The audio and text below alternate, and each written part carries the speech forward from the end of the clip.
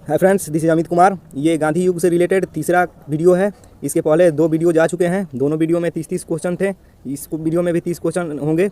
और जैसा कि आपको पता है कि हर क्वेश्चन के लिए मैं 10 सेकंड का समय दूंगा। ऑप्शन मैं नहीं पढ़ूंगा, नहीं तो आप आगे चल के कन्फ्यूज हो जाएंगे आंसर देने में। तो अगर आपने उस वीडियो को नहीं देखा है तो ये वीडियो ख़त्म होने के बाद तुरंत जाके देख ले। और अगर आप नए हैं चैनल पर तो चैनल को सब्सक्राइब करें। तो आते हैं पहले क्वेश्चन पे। क्वेश्चन है कि अंग्रेज पुलिस ऑफिसर कैप्टन सॉन्डर्स किसके द्वारा गोली से मारा गया था। 4 ऑप्शन दिए गए हैं। आपको बताना है कि जो अंग्रेज ऑफिसर था कैप्टन सॉन्डर्स, इनमें से किसके द्वारा गोली से मारा गया था। टाइम स्टार्ट कर देता हूं मैं।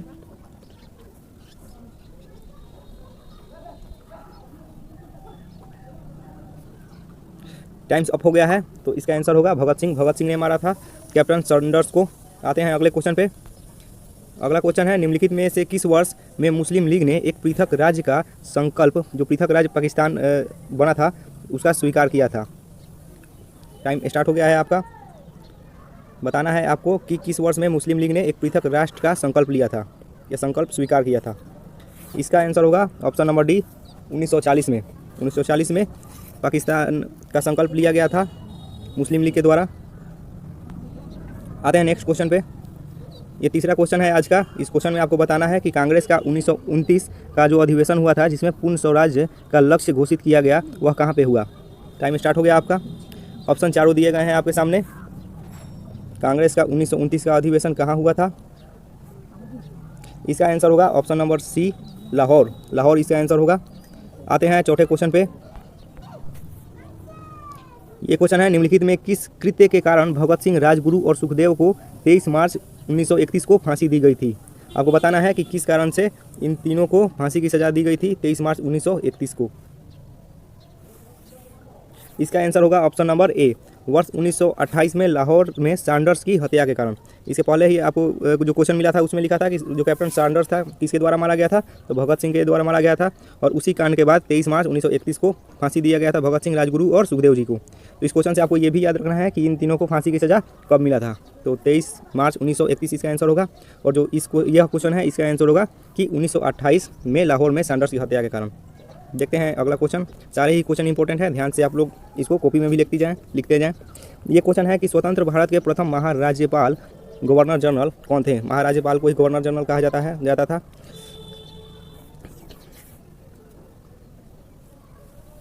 ये भी क्वेश्चन बार बार एग्जाम में पूछा जाता है।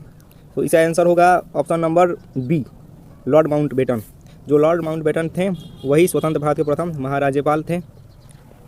आते हैं अगले क्वेश्चन पे। अगला क्वेश्चन है कि भारतीय राष्ट्रीय कांग्रेस के सबसे अधिक समय तक अध्यक्ष कौन रहे। भारतीय राष्ट्रीय कांग्रेस के सबसे अधिक समय तक के अध्यक्ष कौन रहे। तो इसका सही आंसर होगा ऑप्शन ए, अबुल कलाम आज़ाद। जो अबुल कलाम आज़ाद थे वही सबसे अधिक समय तक अध्यक्ष रहे थे। नेक्स्ट क्वेश्चन देखते हैं। ये क्वेश्चन है कि भारतीय स्वतंत्रता आंदोलन के दौरान चर्चित पुस्तक इंडिया फॉर इंडियंस के लेखक थे। इंडिया फॉर इंडियंस किन्होंने लिखा था। बहुत ही अच्छा क्वेश्चन है। आजकल के एग्जाम में इसी प्रकार के क्वेश्चन पूछे जा रहे हैं। बहुत फ़ायदा होने वाला है आपको। ये इसका आंसर होगा चित्तरंजन दास। जो चित्तरंजन दास थे उन्होंने ही इंडिया फॉर इंडियंस पुस्तक के नाम के लेखक थे, मतलब इंडिया फॉर इंडियंस यही लिखे थे। देखते हैं नेक्स्ट क्वेश्चन। यह कि स्वराज पार्टी की स्थापना किस वर्ष में की गई। 4 ऑप्शन आपके सामने दिए गए हैं। बताना है आपको कि स्वराज पार्टी की स्थापना किस वर्ष में की गई थी।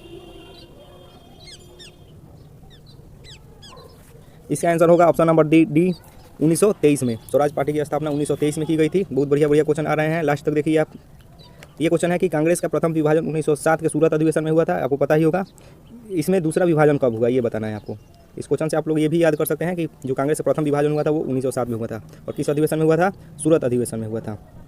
तो इसका आंसर होगा ऑप्शन नंबर बी, मुंबई 1918।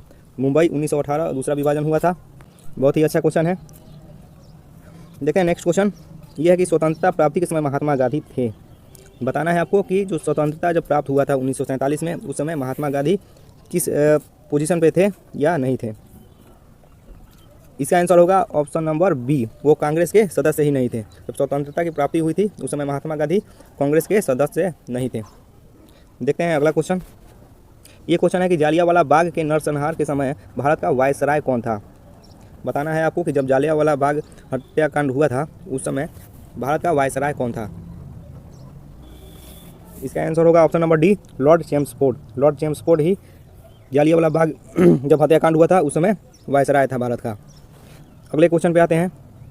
ये क्वेश्चन है कि किसने कहा मध्यरात्रि के टकोर पर जब संसार सोता है भारत अपने जीवन व स्वतंत्र के लिए जाग उठेगा। बहुत ही महत्वपूर्ण क्वेश्चन है। अगर आप ये सब क्वेश्चन नहीं करके जाते हैं तो हो सकता है आपके 1-2 नंबर कम आए एग्जाम में और आप मेरिट से भी बाहर हो जाएं। 1 नंबर बहुत इंपॉर्टेंट है, 1-1 नंबर से मेरिट से छट जाते हैं स्टूडेंट्स। तो इसका आंसर होगा option number C, Jawaharlal Nehru. फिर से देख लीजिए, इन्होंने कहा था कि मध्यरात्रि के टकोर पर जब संसार सोता है भारत अपने जीवन व स्वतंत्रता के लिए जाग उठेगा। जवाहरलाल नेहरू द्वारा यह कहा गया है। अगला क्वेश्चन देखते हैं। ये भी बहुत इंपॉर्टेंट क्वेश्चन है और आसान क्वेश्चन भी है, बहुत बार एग्जाम में पूछा गया है, तो हो सकता है आपको यह क्वेश्चन मालूम होगा। Who lives if India dies, ये इन्होंने कहा था, who lives if India dies.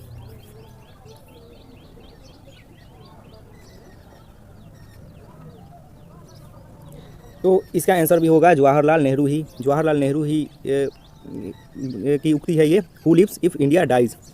देखते हैं नेक्स्ट क्वेश्चन। यह है 14वां नंबर क्वेश्चन कि भारत की आज़ादी के समय कांग्रेस के अध्यक्ष कौन थे। आसान क्वेश्चन है कि जब भारत को आज़ादी मिली थी उस समय कांग्रेस के अध्यक्ष कौन थे। इसका आंसर होगा J B Kripalani. J B Kripalani थे उस समय भारत के अध्यक्ष। यह है 15 number question. India Liberal Federation की स्थापना किसने की।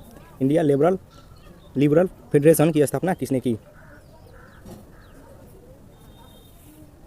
इसका हो जाएगा एस.एन. बनर्जी जी ने किया था इंडियन लिबरल फेडरेशन की स्थापना। तो 15 क्वेश्चन आपके कंप्लीट हो चुके हैं, 15 क्वेश्चन और बाकी हैं। देखते हैं अगला क्वेश्चन।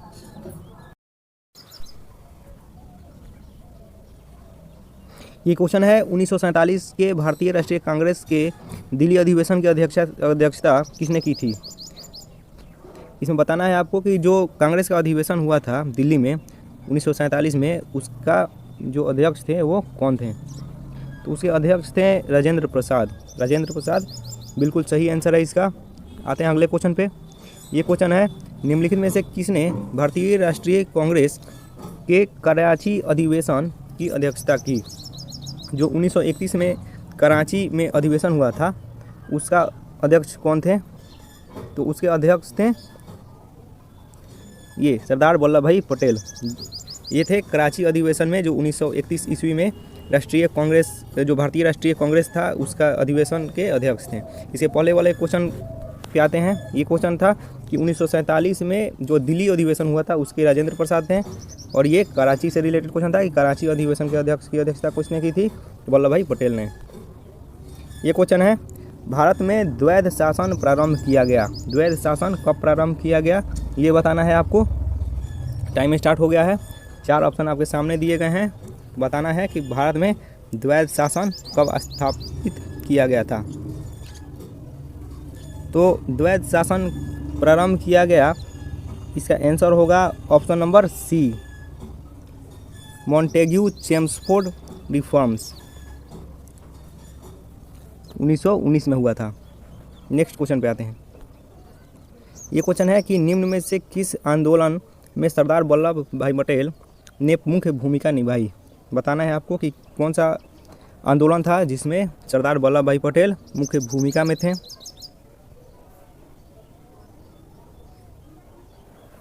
तो इसका आंसर होगा option number D, Bardoli Satyagraha. Bardoli Satyagraha ही वह आंदोलन था जिसमें सरदार वल्लभ भाई पटेल मुख्य भूमिका में थे। ये क्वेश्चन है कि फिनिक्स फार्म की स्थापना किसने की थी। फिनिक्स फार्म की स्थापना किसने की थी। ऑप्शन सामने हैं आपके। इसका आंसर होगा महात्मा गांधी। महात्मा गांधी, ये शायद क्वेश्चन पहले वाले वीडियो में भी था कि फिनिक्स फार्म की स्थापना किसने किया था, तो महात्मा गांधी ने किया था। आते हैं नेक्स्ट क्वेश्चन पे। ये क्वेश्चन है कि 1946 में बनी अंतरिम सरकार में राजेंद्र प्रसाद के पास कौन सा विभाग था। जो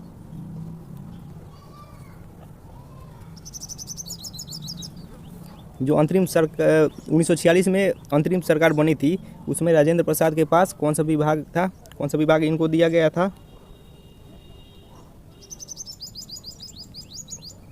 इसका आंसर होगा खाद्य व कृषि।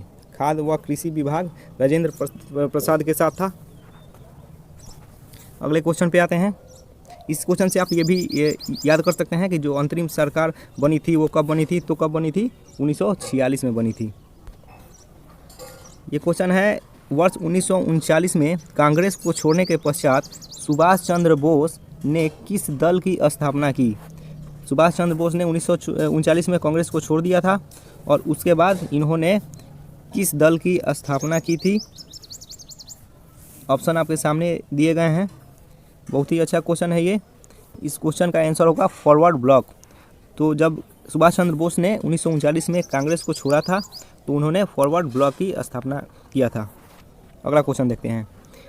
यह हंटर आयोग की नियुक्ति की गई। हंटर आयोग की जो नियुक्ति हुई थी वो किस लिए की गई थी, किस कांड के बाद किया गया था। टाइम स्टार्ट हो गया है। अगर आपको जवाब देने के लिए और भी ज़्यादा समय चाहिए तो आप वीडियो को पॉज भी कर सकते हैं। तो ये बहुत ही आसान क्वेश्चन था, इसका आंसर बी होगा। जब जालियांवाला बाग हत्याकांड हुआ था 1919 में, तो उसी के बाद उसी की जांच करने के लिए हंटर आयोग की नियुक्ति की गई थी। यह अगला क्वेश्चन है कि पुस्तक, नाम है पुस्तक का, the story of the integration of the Indian states, किसने लिखी। जो यह पुस्तक था the story of the integration of the Indian states, किसने लिखा था। इसका आंसर होगा वीपी मेनन। वीपी मेनन ने लिखा था the story of the integration of the Indian states. पुस्तक से बहुत सारे क्वेश्चन आते हैं, पुस्तक वाले क्वेश्चन तो आपको अच्छे से याद करने ही पड़ते हैं। नेक्स्ट क्वेश्चन है कि वर्ष 1928 में हिंदुस्तान सोशलिस्ट रिपब्लिक एसोसिएशन, जिसको शॉर्ट में हम लोग HSRA भी कहते हैं, की स्थापना कहाँ की गई। ऑप्शन है कानपुर, दिल्ली, इलाहाबाद और लाहौर। फिर से देख लीजिए कि हिंदुस्तान सोशलिस्ट रिपब्लिक एसोसिएशन की स्थापना कहाँ की गई। तो इसका स्थापना किया गया था दिल्ली में।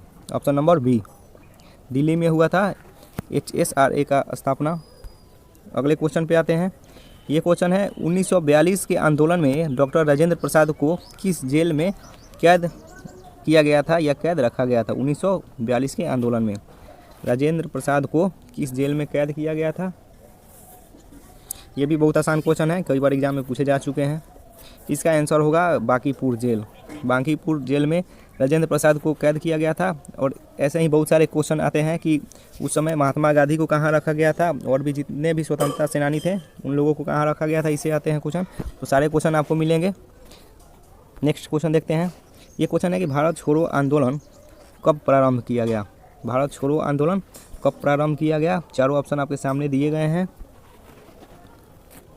तो इस क्वेश्चन का आंसर होगा, ये तो आपको पता ही होगा कि भारत छोड़ो आंदोलन 1942 में दिया गया था, लेकिन कितने तारीख को स्टार्ट किया गया था, तो 9 अगस्त 1942 को स्टार्ट किया गया था। एक क्वेश्चन और आता है इससे रिलेटेड कि करो या मरो का नारा महात्मा गांधी के द्वारा किस आंदोलन में दिया गया था। तो भारत छोड़ो आंदोलन में ही दिया गया था।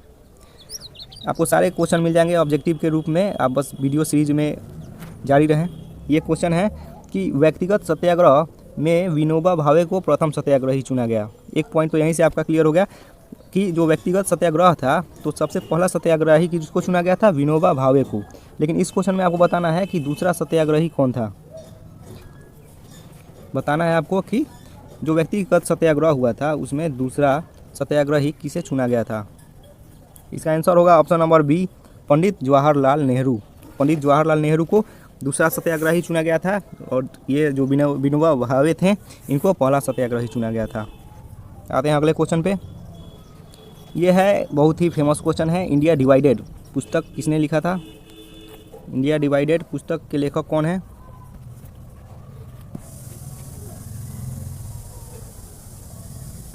टाइम स्टार्ट हो गया आपका।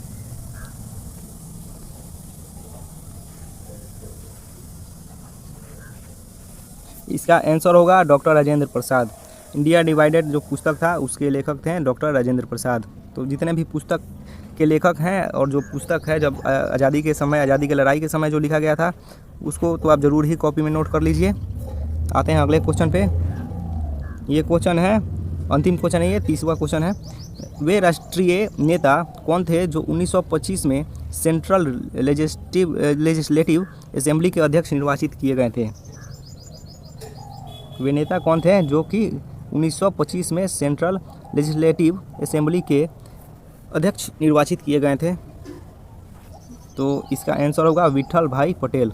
विट्ठल भाई पटेल को चुना गया था अध्यक्ष के रूप में। तो आपके 90 क्वेश्चन पूरे हो चुके हैं तीनों वीडियो को मिलाकर। अगर आपने पिछले वीडियो को नहीं देखा है तो वो देखते जाएं। और भी जितने टॉपिक हैं, इंपॉर्टेंट टॉपिक है, जैसे यूएनओ हो गया या और भी जितने भी इंपॉर्टेंट टॉपिक है, आपको धीरे धीरे सबके वीडियोज़ मिलते जाएंगे। तो आप चैनल के साथ बने रहें और चैनल को सब्सक्राइब करना ना भूलें। इस वीडियो को लाइक भी कर दें। Thank you.